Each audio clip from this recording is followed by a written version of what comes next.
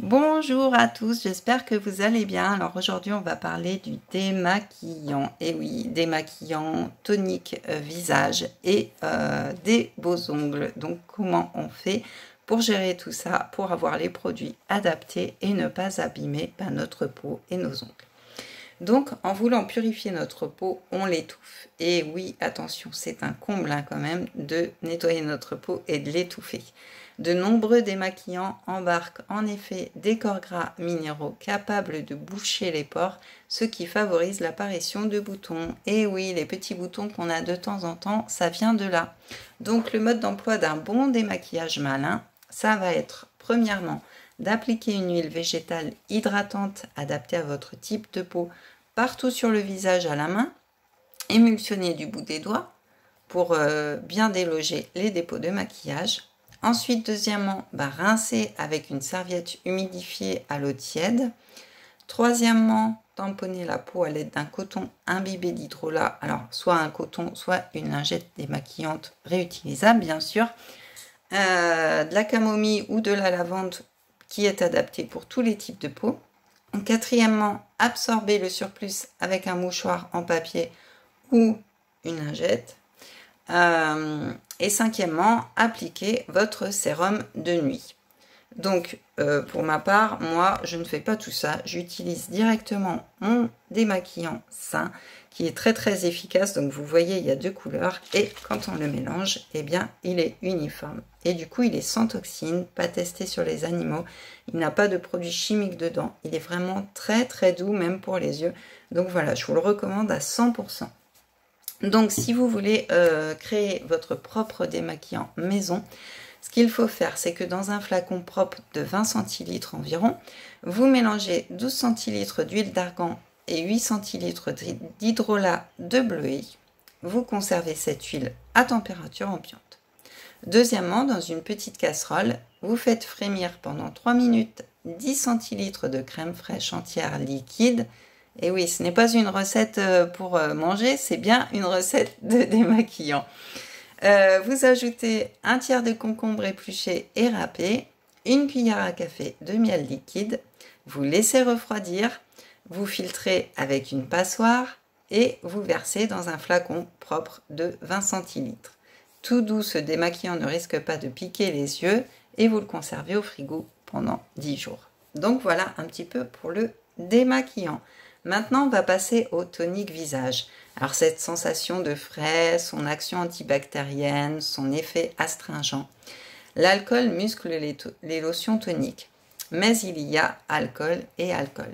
Certains servent de conservateurs et de solvants. Ils ont de moins en moins la cote à cause de leur effet desséchant et irritant. On les soupçonne même de perturber le film protecteur de l'épiderme qui du coup, lui, est fragilisé et n'assure plus son rôle de protection face aux agressions. D'autres, les alcools gras, sont des substances cireuses grasses, non toxiques et non irritantes. Donc, privilégiez, voilà, les alcools gras. Pour ma part, toujours, j'utilise un petit tonique de ma marque préférée qui est toujours sain, sans toxines, pas testé sur les animaux, etc. D'ailleurs, pour la petite anecdote, mon fils s'en sert très souvent l'été pour se vaporiser le visage, même d'ailleurs tout le corps, tant qu'il y est. Donc mon petit flacon, il s'en va très vite. Mais voilà, c'est vraiment très très bien, une sensation de fraîcheur, un retonifiant vraiment génial. Vous pouvez l'emmener dans votre sac à main ou autre. Donc l'opération détox, ça va être de jeter votre lotion avec alcool et de la remplacer par de l'hydrolat adapté à votre type de peau. Alors pour rappel, l'hydrolat, c'est une eau florale qui est issue de la distillation de la vapeur d'eau de plantes aromatiques. L'huile essentielle flotte à la surface et du coup, une fois extraite, il reste l'eau de fleur, ce qu'on appelle l'hydrolat. Donc la méthode douce pour les peaux sèches et fragiles, ça va être la camomille allemande, la lavande, la rose de Damas et la fleur d'oranger. Pour les peaux mixtes ou grasses, ça va être la lavande aspi, le lavandin, la camomille noble et la sauge officinale.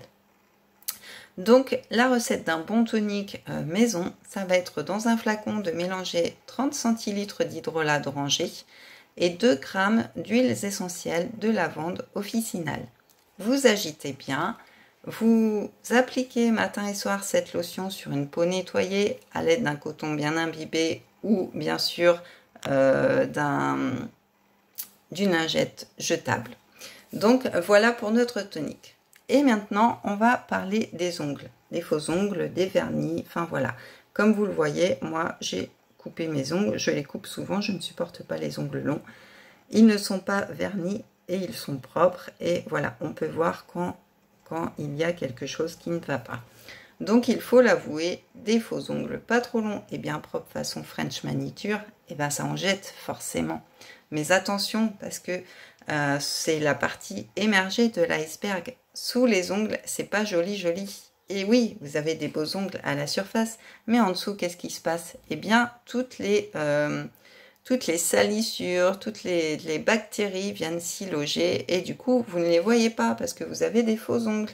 Et il est impossible de voir en dessous, même quand vous portez un vernis. Donc, d'après une enquête récente, les faux ongles se salissent sans qu'on s'en aperçoive et en profitent pour abriter des bactéries pas très fréquentables, comme je viens de vous l'expliquer.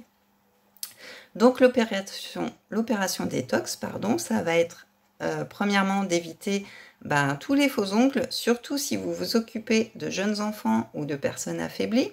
Sinon, soyez ultra vigilants en ce qui concerne l'hygiène des mains. Vraiment, faites très attention.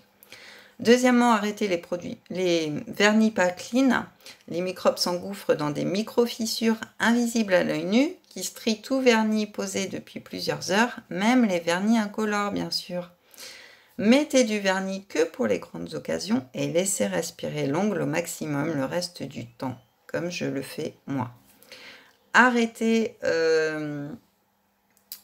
aérer la pièce pendant l'application et le séchage du vernis, ainsi que quand vous utilisez du dissolvant pour l'enlever, parce que du coup c'est toxique, donc il faut bien aérer la pièce. La recette de beaux ongles, plus fort, plus lisse, ça va être de mélanger 3 cuillères à soupe d'huile d'olive tiède et le jus d'un citron.